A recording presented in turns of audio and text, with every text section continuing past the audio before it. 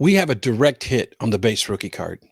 Today, I'm going to be reacting to a video released by Market Movers by Sports Card Investor, also known as Teapot. You ready? Let's do it.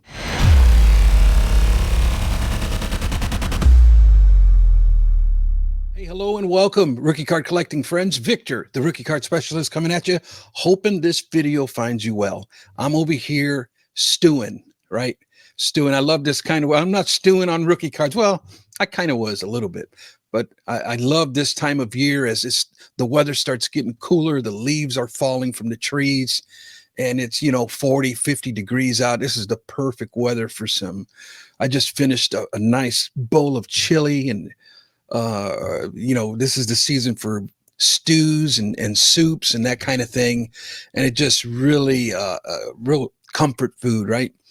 And so the stewing aspect of things was by a video that I watched with a teapot. But before I get started with that, I just want to share with you, I was not planning really on doing this type of video.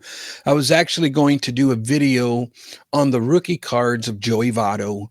But as I was doing the research for that video, I kind of fell behind because I had some other things that I had to get done first, priority things, responsibilities here at home. But it's one of them things. So I didn't get a chance to finish that research, so I'll be probably releasing that video next week instead. I was just going to come on and do something quick and easy this week, but then when I saw this video, I says, okay, let me dig into the trenches here a little deeper. Well, some of the biggest challenges, and before we get into this video, I want to share some of the biggest challenges that I have in the work that I do. Is there's two extremes here, and I'm 52 years old, and I'm kind of at the 50-yard line of life. And as I'm interacting with you guys, the community, and several comments in a wide variety of platforms, I find myself under the pressure of trying to evolve this rookie card thing to a new level. And it's one of them things where sometimes I feel like the people my age, or maybe even a little younger, I feel like I'm trying to convince them that it's not 1984 anymore. I'm trying to convince them that, hey, there's some things that have changed. The hobby's evolved, rookie cards have evolved. And then I got the other side of the spectrum where I have the younger generation, right? Whether it be millennials or Gen Zs or what have you. But I try to explain to them that not everything's a rookie card, that not all rookie cards are created equal, that there is a standard that the hobby had abide by for decades, that there's actual legal binding things that are in place by the Players Association. And so I feel like I'm being pulled in two different directions, and I'm trying to, it's like a tug of war to try to bring these two worlds, right, to come together. And I get a lot of the, we can collect what you like. Hey, I get it, but it's such a cliche response, where I feel like, this thing needs some governance. This thing needs some structure, some boundaries, some guidelines. And it just seems like we make progress. It seems like we're making big progress. And then there's things that try to hold us back. And I push forward again, and I feel this tug pulling back again. And as I released my November article for Hobby News Daily, and I'll leave a link to it down below. The title of my article was Base Rookie Cards, an Endangered Species. And I went on to speak on this hate for base movement that I've been sensing for quite some time. I actually went to the Dallas Card Show recently, and in my pocket, I had 3 rookie cards, base rookie cards now, of Dirk Nowitzki. I figured it'd be good trade bait. I'm going to Dallas, that sort of thing. And they were all PSA 10s. As a matter of fact, It was the 1998 Ultra in a PSA 10, the 1998 Finest in a PSA 10, and the 1998 Topps Chrome in a PSA 10. I had all three of these in my pocket looking for a good trade that I can perhaps move these three into something better. But can I tell you what I sensed was the hate for base type of concept. And it was amongst collectors, some of the dealers. You listen to interaction with collector on collector, and it's more like, oh, dude, that's base card. I don't want no base card, and even though it's a legit player, a legit company, legit grade, it's like, no go. They're just, or maybe it's just me. I don't know. Maybe I'm just self-conscious, but out of fear of being rejected, right? I didn't even bother pulling them cards out for the trade because I kind of had an idea of where it was headed, and it was going to be a flat no. And that's a shame. And I just, you hear it on social media a lot on certain videos.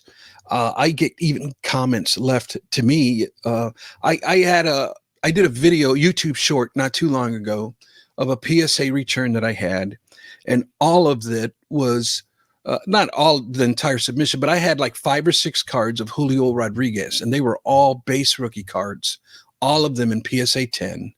And I did a little YouTube video short with Megan Trainor in the background. I'm all about that base. I just was really enjoying my submission.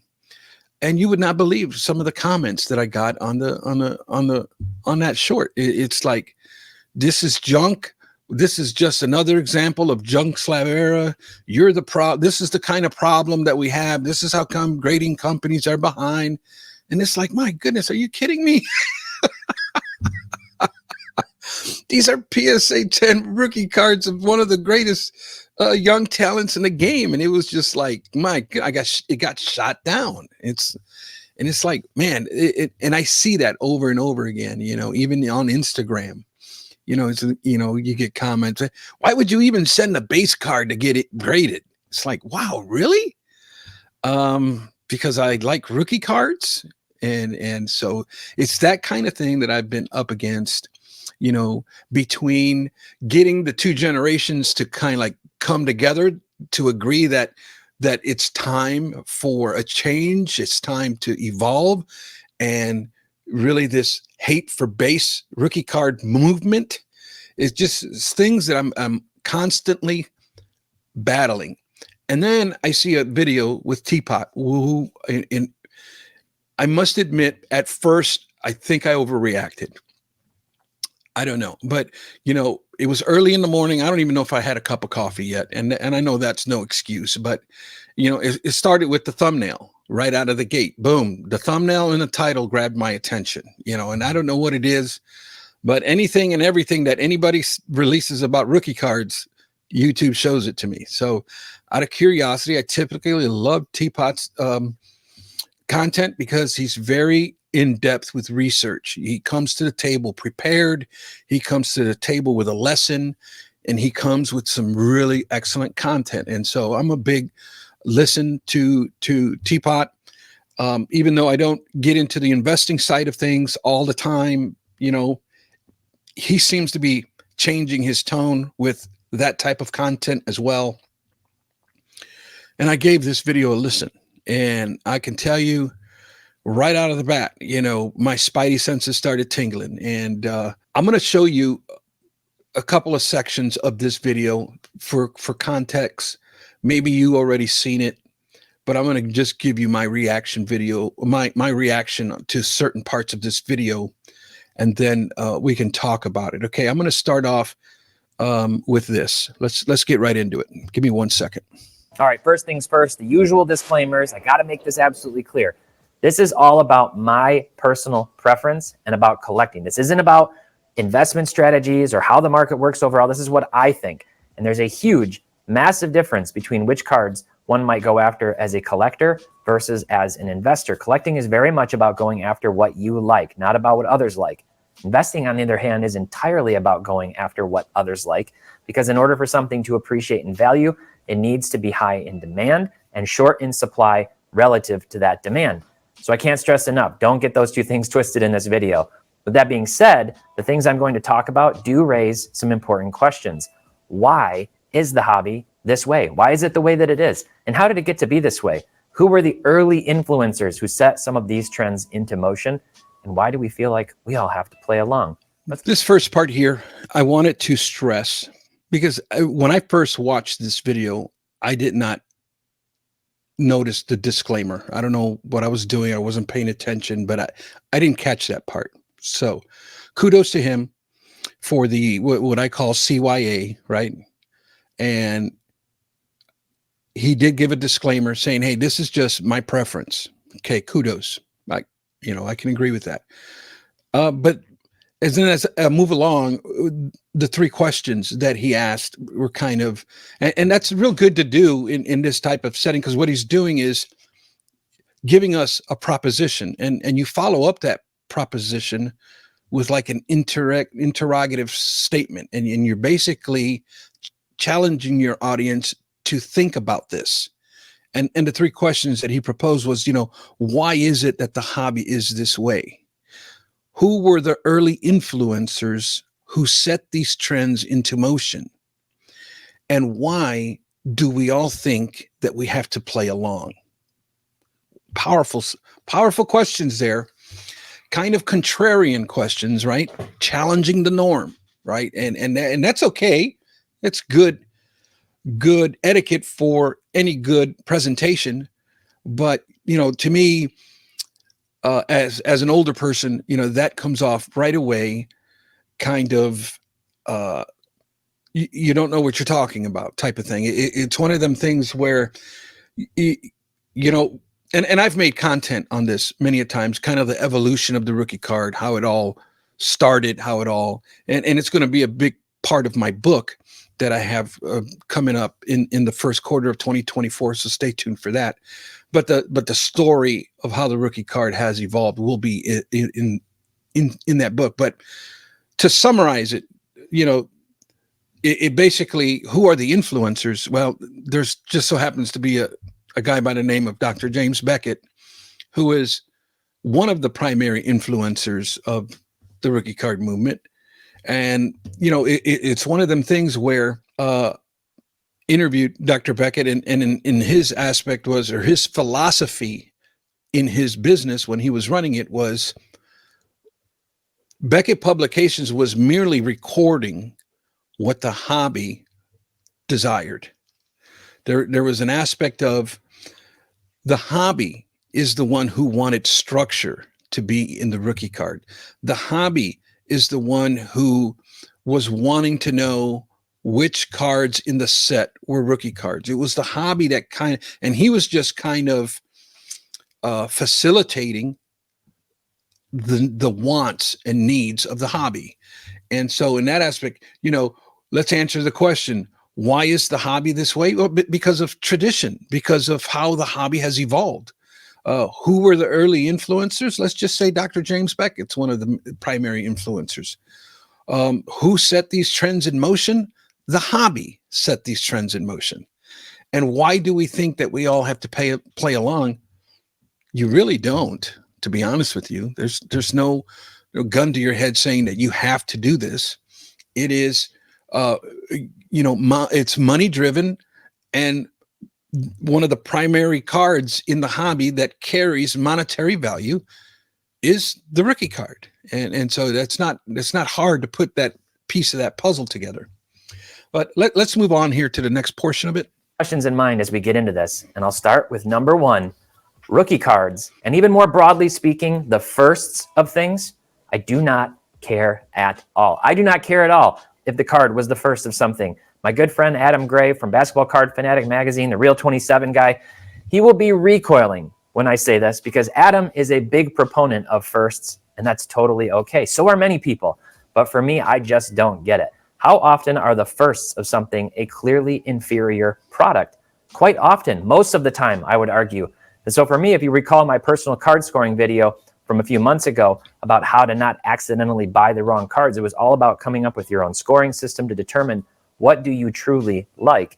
I put the most emphasis personally on the aesthetics of a card, the design and the photo, as well as the specific player on the card. Those two things, for me, have a much higher value than something being a first, something being a rookie or a prospect or the first year of a set. So I want to show you a comparison here. And I think this is a really good one. Here's Hakeem Olajuwon, one of the greatest to ever play the game, one of the greatest centers of all time. I loved watching Hakeem play when I was growing up. And here is his 1997-98 EX 2001 Essential Credentials Future iconic set. This sold on Golden Auction back in August for $5,000. I'm going to blow this up so you can get a really good look at this card. If you're not familiar with this set, multiple layers, acetate, different colors, very, very, very innovative card design, way ahead of its time.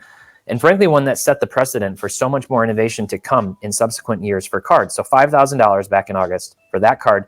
And it's in a PSA 7. We're going to get to that more later. Now we'll jump over and look here.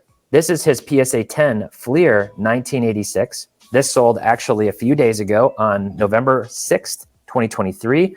And this card sold for $4,800. Roughly the same price, you know, when you're talking $5,000, $4,800. For me, hands down, no question about it. Give me that Essential Credentials card every single time. I don't care that it's a rookie card. Why should a rookie card be that much more money? I want a cool card. I want something that's rare, that's really unique, that's awesome, not something that just anybody can have in any grade. And there's a whole bunch of other reasons, you know, why. This actually leads me to my second item. Okay. So here he makes a good presentation, a good example about the Hakeem Olajuwon rookie card versus the Essential Credentials. Now, you know, this is where it gets kind of comical to me because, you know, it's in the beginning, he gave his disclaimer that this isn't about investing in money, but then the first thing we do is we make it about investing in money, right? And in his first example. So I don't know if that's just coincidence or just irony or what have you, but needless to say is his point here is a valid point. And I can agree with him 100% on this. But here's the thing is that it's subjectivity, right? And I think he mentioned that a little bit earlier, but I think that the 86 Fleer, I would prefer the 86 Fleer rookie card over the 97 Essential Credential. And that's just how I view it. And it's all subjectivity, right? Let's move on to the next part of it. Let's look at some good examples of this, shall we? Here is the iconic, famous 1989 Ken Griffey Jr. Upper Deck card. You know the card, bad on the shoulder. The difference, right? This card was printed to the moon in multiple print runs. Like they just kept printing it and churning it out because it was so popular. We're looking at pop 30,000 for a PSA 9. Pop 30,000 for a PSA 9. And just pop 4,100, only pop 4,100 for a PSA 10. So these are around, they're obtainable. The price difference is a 10x multiplier, $181 versus $1,900. That's the price multiplier as of this point in time, both of these cards having sold in the last few days. I guarantee you that you could find a PSA 9 that looks better than a PSA 10. That a PSA 9 that looks better than one of those 4,100 PSA 10s. You also might be able to find a PSA 8. Let's switch this. Let's look and see what a PSA 8 goes for on this card. PSA 8 goes for $71. You might be able to find a really, really well-centered, nice eye appeal PSA 8 with some glue smudge or something else on the back of the card that brings that card grade down. But if you want to display that proudly in your home, you wouldn't know the difference one way or the other except for that grade displaying. And that's what I'm kind of getting at. Let's take another card here. This one's crazy. So here we have Derek Jeter's 1993 SP foil. These are pretty rare cards, right? The PSA 10 is pop 21. This card is one of the lowest, if not the lowest gem rate of any card ever in history graded by PSA. So you've got 621 PSA 9s. And we're going to have to change our date range here to see actually when one of these other ones sold. I'll go all data so we can for sure get one here that sold. Okay, so you can see the difference here is absolutely crazy. $204,000 for the PSA 10 of this Jeter. $204,000. So the 9 probably goes for $80,000, $70,000. No. The 9 last sold for $4,000.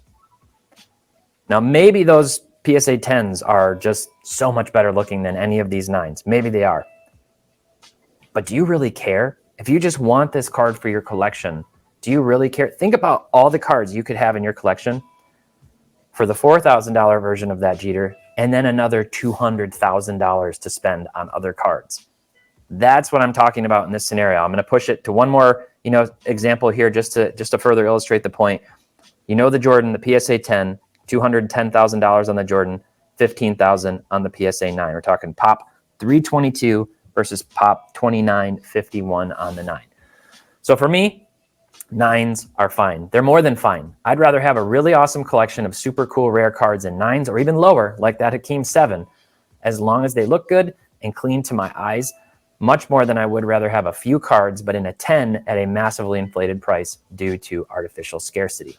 Okay.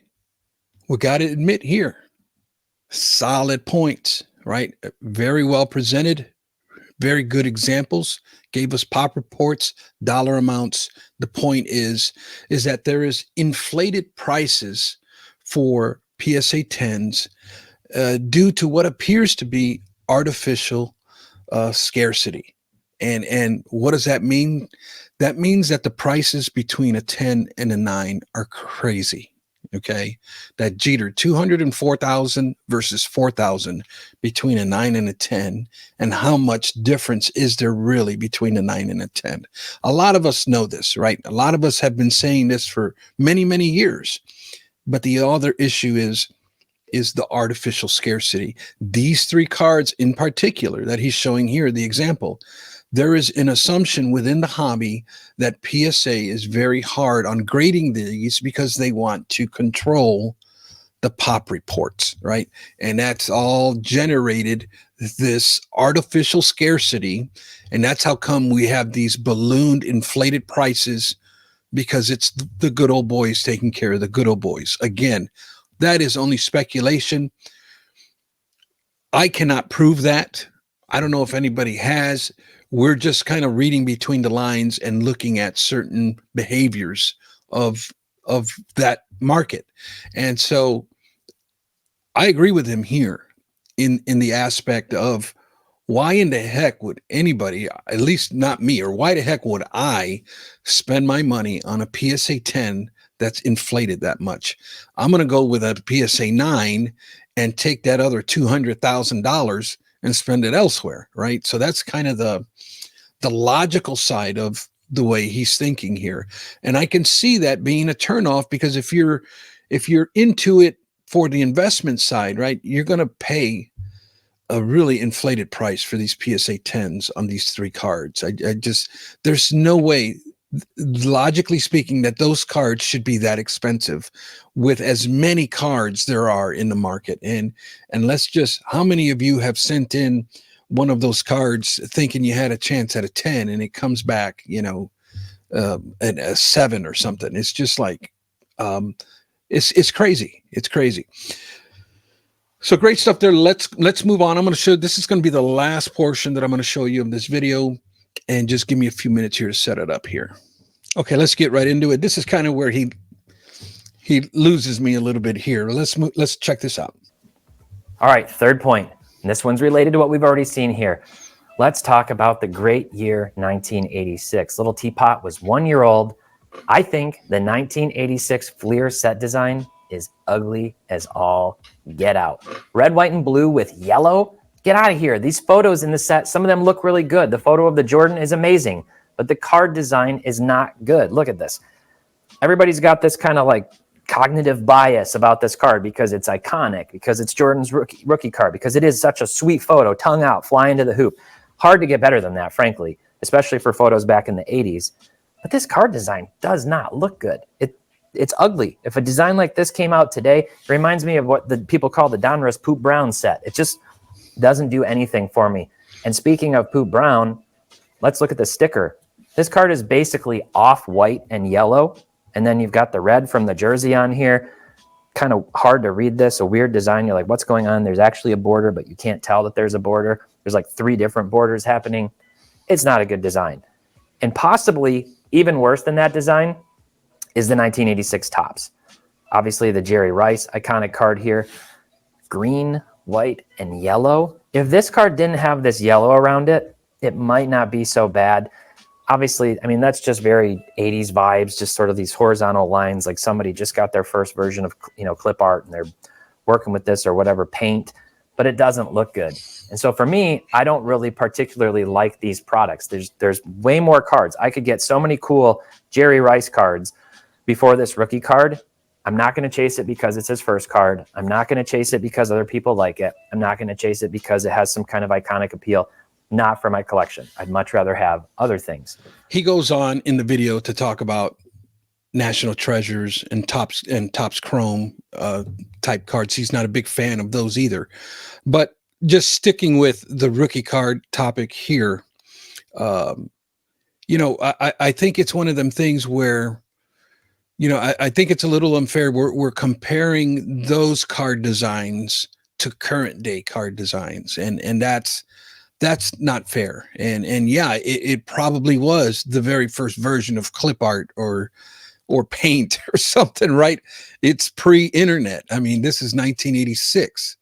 But when you grew up in that era, you mentioned your date of birth, so you were like 1 year old when them cards came out. So you kind of grew up more in the 90s era. But if you grew up in the 80s era, that 86 set is amazing. I love that card design. Many of us do. The 86 Fleer basketball set is a very beautiful card, in my opinion. And so those are iconic sets, man. Those are sets that really set the table for a lot of good things. And so I don't know, it's one of them things where, in my opinion, the appeal is in the nostalgia. And I think that's the part Teapot's missing there, is that, like, my generation, we grew up with that, and those were cards like that Jerry Rice card. When I was 14, 15, 16, I couldn't afford that card, and I desired that card for many, many years, and I couldn't afford it. It was out of my price range, and now as I I'm an adult now, I can't afford it, and there's a desire, and there's a big bunch of us my age, the Gen Xer generation, that have come back to the hobby. And what do we want? We want those cards that we grew up with, that we couldn't get, but we were going goo goo and gaga over them for a long time. You got to understand that in the mid 80s, there was nothing else to chase. The rookie card was the chase. The rookie card was everything. And so, that's real important to understand in the grand scheme of things. The 1986 Donruss rated rookie of Jose Canseco, that was the chase card. When they first came out, there wasn't millions and millions of them all over the place. They weren't.